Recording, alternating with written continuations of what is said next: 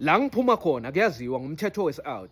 Uma ngifike ne-cherry yami kini ma-out engiphila nani, ngafika ngami-introduce ngathi ma-out, nali mama usesi engiphila naye ozovusa umuzi kababa, umama wey'ngane zami. Sengicedile, kuze okunye engisaza kuchaza. Loko sekusho into eyi-one. Sima-out noma ngabe sikhuluma njani uma sisodwa, asinamkhawulo, sikhuluma noma ngayiphi indlela futhi siya-understand-ana ngale ndlela esikhuluma ngayo ngaso sonke isikhathi. Kodwa bese kune-cherry yami la celeni, sekumele icaphele indlela okhuluma ngayo. Awukwazi phela ukuthi sengi-introduce i-cherry yami sesisonke endaweni eyi-one bese wena ukhuluma izinto ey'fana nokuthi nje manje Thokoza ungitshele Sonto Zulu sodliwa ngubani?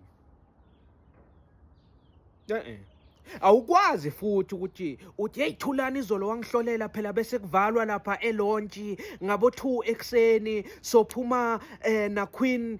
Awukwazi. Indlela yokukhuluma kumele ishintshe.